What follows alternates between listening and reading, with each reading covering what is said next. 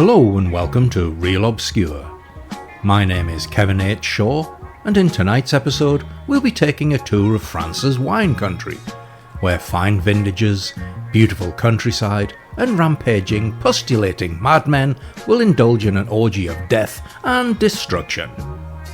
From 1978, it's Les Raisins de la Mort, aka The Grapes of Death.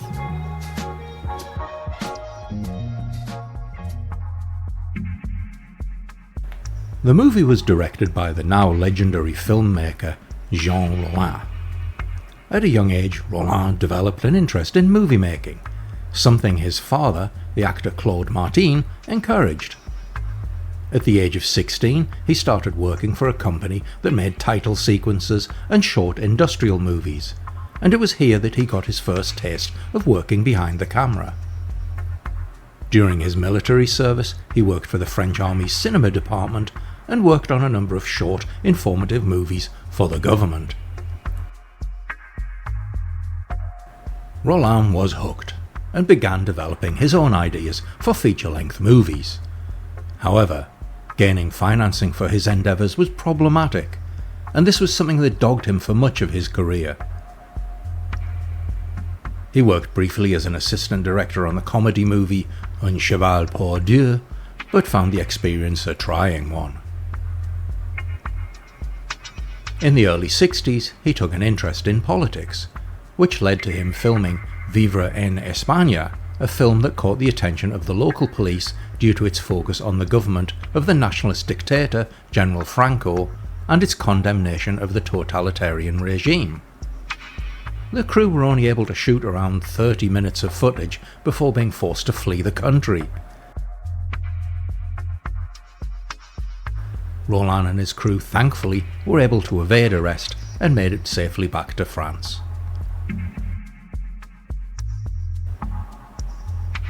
In 1968, Rollin directed the first of his cinefantastique movies, the kind of thing he would become associated with in the form of Le Viol de Vampire.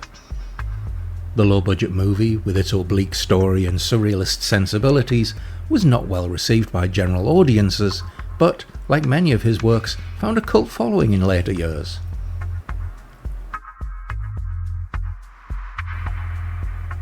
Despite its poor reception, Rollin continued to hone his craft and fuse his ideas of vampires and surrealism, with Le Vampire Nu in 1970, Les Frissons du Vampires in 1971, and Requiem pour un Vampire in 1971 as well.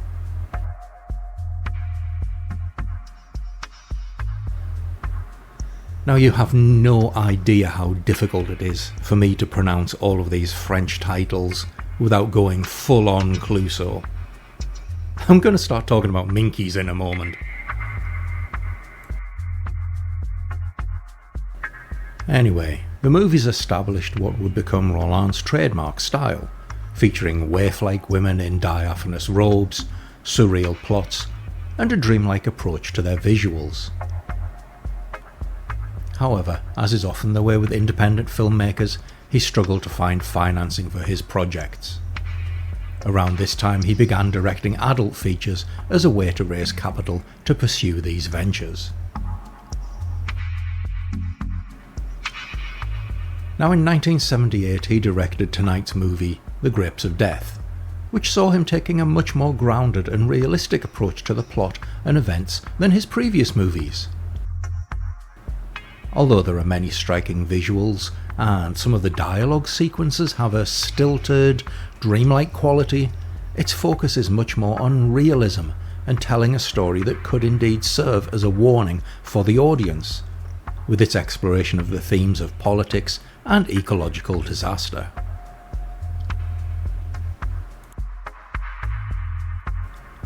The movie stars Marie-Georges Pascal as Elizabeth. Pascal's parents had aspirations that she would follow a career in music as a classical pianist, which saw her spending hours every day practicing. She later described her childhood as very hard and very sad.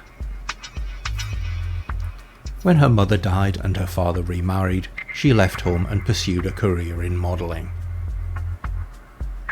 Her early movie career saw her cast in a number of sex comedies and erotic films, eventually moving into more mainstream fare and television work. She also had a very successful stage career. Sadly, she passed away in 1985 at the age of just 39. Felix Marten plays Paul, one of the film's two male protagonists.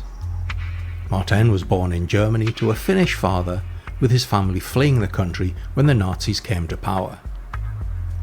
In a career that spanned over 40 years, Marten appeared in a number of French movies and television shows, but is probably most famous for playing Simon Templar in 1960's The Saint Leads the Dance.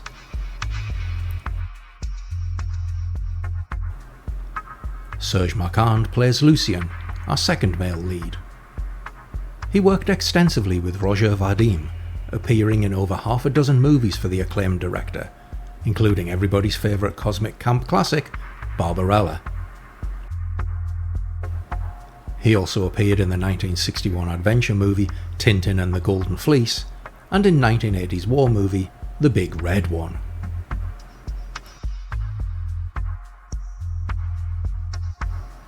Brigitte Lahaie was a former pornographic movie star who caught the attention of Rollin during the filming of one of his adult movies.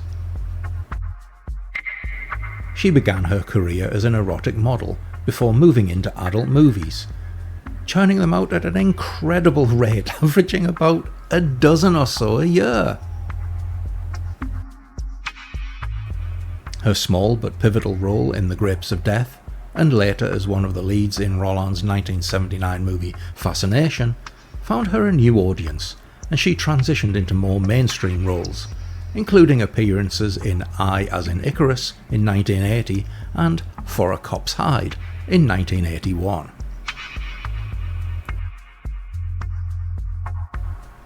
One other interesting point is that the movie's makeup effects were, in part, created by Alfredo Tiberi. Tiberi is probably most famous for his work on Sarlo, Popeye, Ghoulies 2, From Beyond, Lady Hawk, and Godfather Part 3. Now, the movie is considered the first French gore movie, and it does indeed feature some very striking and disturbing effects and makeup, which still stand up today. Of particular note are the infected makeups and prosthetics. We'll come back to them as we discuss the movie's plot in a moment, but I have to admit that the boil-like bubbling lesions and disfigurements of the infected really do gross me out. This isn't a movie you want to watch while you're eating your dinner.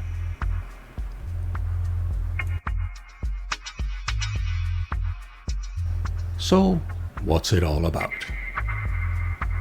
The movie opens with a group of workers at a vineyard, spraying the vines with pesticide and wearing very little in the way of protection. When one of them falls sick and complains of a neck pain to the vineyard's owner, Michel, played by Michel Herval, he is dismissive of his claims, telling him he'll put some cream on it later, before telling him to get back to work. We're then introduced to Elizabeth, played by Marie-Georges Pascal, and Brigitte, played by Evelyne Thomas. The two are travelling on the same train, with Elizabeth heading to the vineyard at Roubaix and Brigitte travelling on to Spain. The two talk of their plans, and Elizabeth is excited as they will soon arrive at her destination. Brigitte excuses herself to visit the train's bathrooms, and as it pulls into the rural station, the sick vineyard worker from earlier, played by Francois Pascal, boards the train. Brigitte is startled by his appearance, but we cut back to Elizabeth in her carriage. She becomes concerned when Brigitte fails to return to the carriage, but then to her discomfort and then alarm, the worker joins her in the compartment, and as she watches, she sees his neck has become a pustulating mass of infected flesh. The infection spreads rapidly over his cheek, and unable to contain her revulsion, she flees from the carriage, with the worker in pursuit. She finds the dead body of Brigitte and pulls the emergency stop, causing the train to come to a standstill and allowing her to escape from the infected worker, who, realising Elizabeth has gone, simply sits down on the train track, head in his hands. Now the thing to note here is that from Elizabeth's point of view, she's being chased by the man who killed her friend, and so assumes he is going to do the same to her. However, what's interesting is that the man, who's credited as Kowalski or the man on the train, is actually asking her to help him, but is unable to vocalise his need. Many of the characters we encounter later have moments of lucidity and regret, making them tragic figures who are just as much victim as they are killer. But we're getting ahead of ourselves here. And so, with Elizabeth on the run, the movie settles into a surprisingly fast-paced odyssey across the desolate and lonely landscape as she attempts to reach Roubaix. Along the way, she encounters a series of infected people, including a father and daughter whose skins are blistering and filled with pus, and in the case of the father, this has driven him to aggressive madness, resulting in him murdering his wife and then his daughter. Elizabeth then encounters another infected man who, knowing the madness will soon take him, asks her to kill him. And in one of the most emotionally engaging scenes, she meets a blind woman named Lucy, played by Mirella Rancelot, who is lost in the wilds. She wishes to return to her village, but has managed to lose her way. She takes her there, but discovers that the village is in flames, and there are bodies everywhere. Hoping to save the blind woman from the upset of knowing what's happened, she refuses to explain, instead placating her and trying to calm her down. However, the woman doesn't find her actions and words comforting and runs out into the night, seeking her carer Luca. Surrounded by the infected villagers, who even before the sickness took them would treat her cruelly and mockingly, she calls out for Luca, stumbling through the crowd, who look on with indifference at her suffering. She does indeed find Luca, but he has become infected, and in a truly tragic turn of events, well, I'll leave that for you to find out. Now, I know it does seem as if I've already given quite a lot of spoilers here, but it is only going to get worse from here on in. Obviously, the spoiler zone will be at the end of the show, and I will be discussing the finale of the movie, but I just want you to know that there are some plot revelations here I need to discuss just to explain what's going on in this movie. So it's here we're introduced to the tall blonde woman, as she's credited, played by Brigitte Lahaie. She rescues Elizabeth from the crowd and takes her into the mayor's home, where she's been living for the last few weeks. She says that the infected don't dare come inside and that they're safe. She gives her wine and then suggests they simply stay in the house. Elizabeth, however, is keen to reach Roubaix and find out what has happened to her fiancé. The tall blonde woman acquiesces, but as they're leaving, she betrays Elizabeth, who is grabbed by one of the infected. The tall blonde woman, however, is actually not infected, yet she still sides with them. Now, Rollin wasn't averse to including some political or social commentary in his movies, and it's clear here that the tall blonde woman is intended to parallel the collaborators who aided the Nazis during the occupation of France in World War II. Keep in mind the war ended just 30 years before this movie was made, and many of those viewing it would have been familiar with the events that took place. Now, if you think this is a bit of a stretch, one of the characters mentions the war against fascism in World War II, and specifically about fighting fascists on all sides.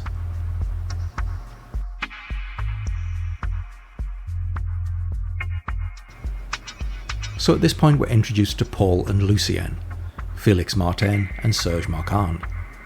The two arrive in the town and are misled into believing the tall blonde woman is not infected, which she does by getting completely naked. Apparently it was so cold during the filming of this scene that Lahaie was barely able to speak. Anyway, Elizabeth is able to escape using the flames of an improvised torch to keep the infected at bay.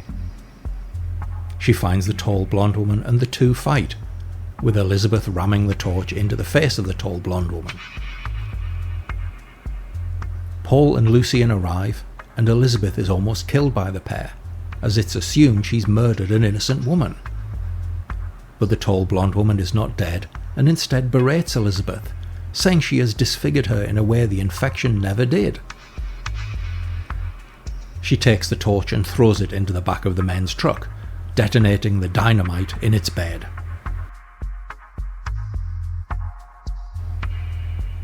Realising Elizabeth is not infected, the trio decide to venture together on foot to the Roublé vineyard.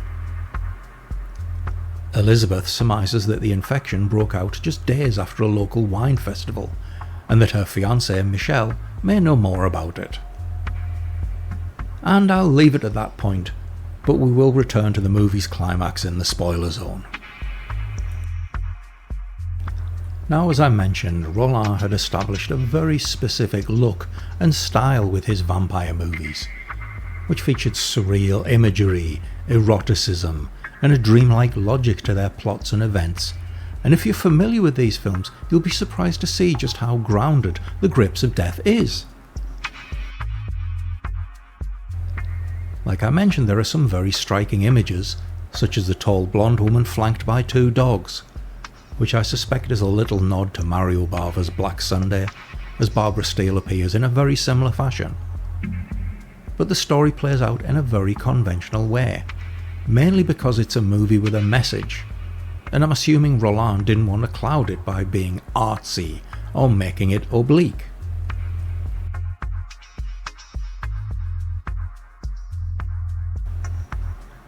Much like Jorge Grau's The Living Dead at the Manchester Morgue, aka Let Sleeping Corpses Lie, there's a theme here exploring the ideas of man being out of step with nature, with science being abused to exploit and even harm the environment, and with both movies featuring a pest treatment that unbalances nature.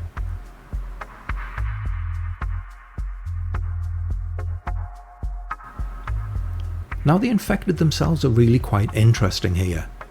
As I mentioned, they have moments of lucidity and regret, as the madness of the infection comes and goes. They retain much of their own identity and can even feel control slipping as the disease progresses. They're simply people whose control mechanisms deteriorate to the point where they're no longer moral beings, and instead live only to perform acts of aggression against those who aren't infected. Like many zombie movies, the horror comes from the idea of losing one's self-identity and becoming part of an unthinking mass of mindless drones. However, what makes this horror all the more terrible is the way in which the original persona can sometimes re-emerge after having committed horrible acts, and so they're plagued by the added guilt of their actions. Now, it's also worth noting that this movie has some pretty awesome pyrotechnics and explosive effects. With a lower budget movie, you expect a lot of off-screen explosions or bad exploding models, but no, they really go for it here.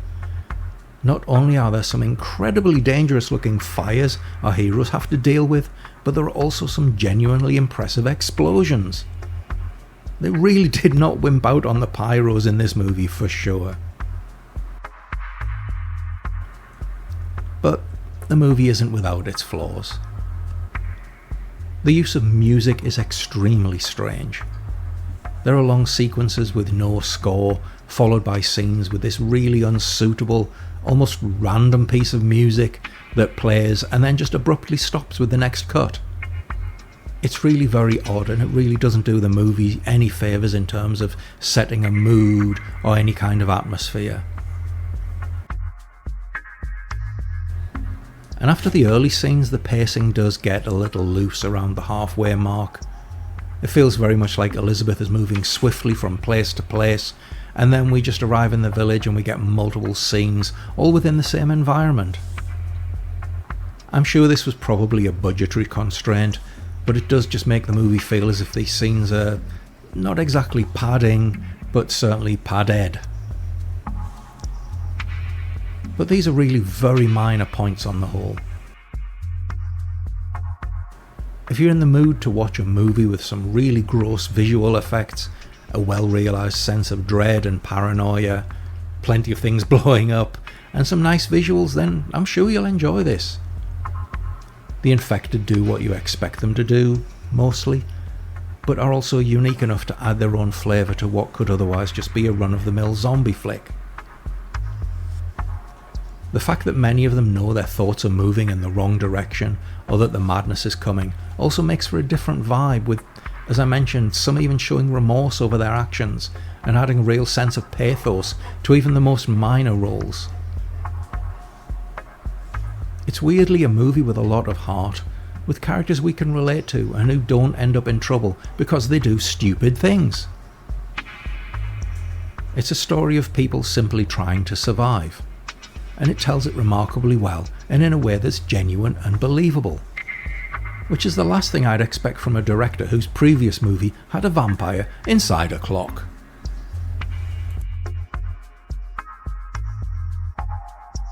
Anyway, although we've covered most of the movie's plot, and sorry about the spoilers, there is still the movie's climax to discuss, which we'll do now in Les Zones des Spoilers.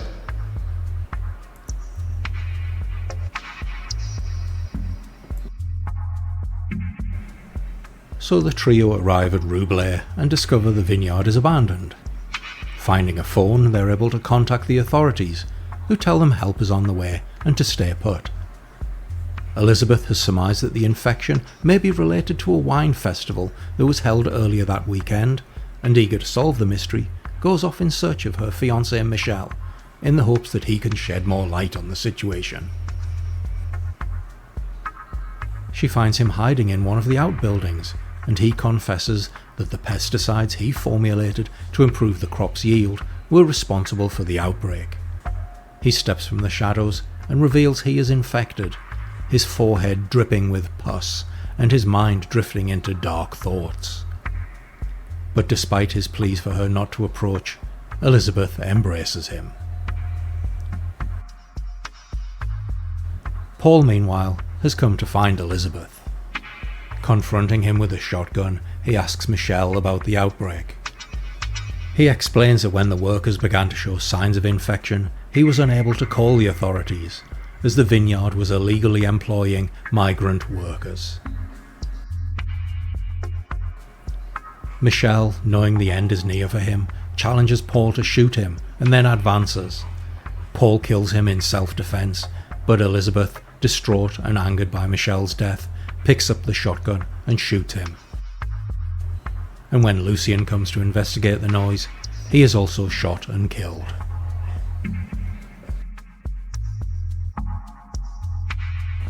The movie ends with a shot of Elizabeth's face as the blood of Michel drips through a hole in the ceiling above her and onto her cheek.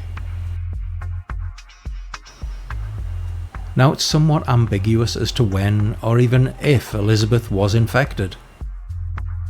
She does indeed kill both Paul and Lucien, but whether this is due to the plague warping her judgment or whether the death of Michel was just the proverbial straw that broke the camel's back makes for an interesting and ambiguous ending.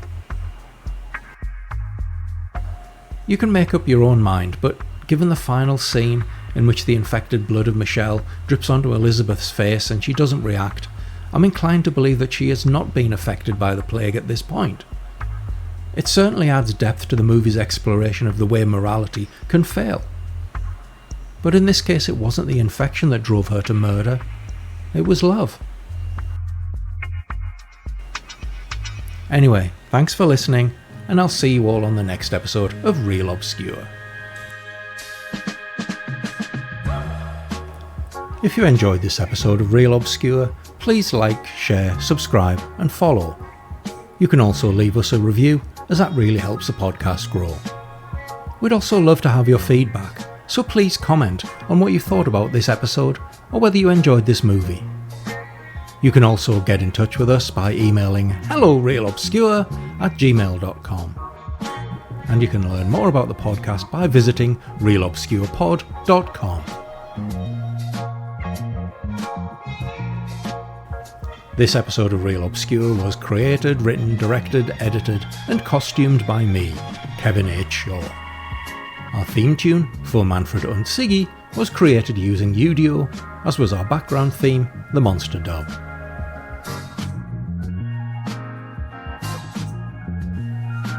The Grapes of Death is copyright 1975. Content is used here for educational and commentary purposes under Section 107 of the Copyright Act, Fair Use, and remains the property of the respective copyright holders, presented here for the purposes of critique, commentary and discussion. No copyright infringement is intended, so please don't sue us.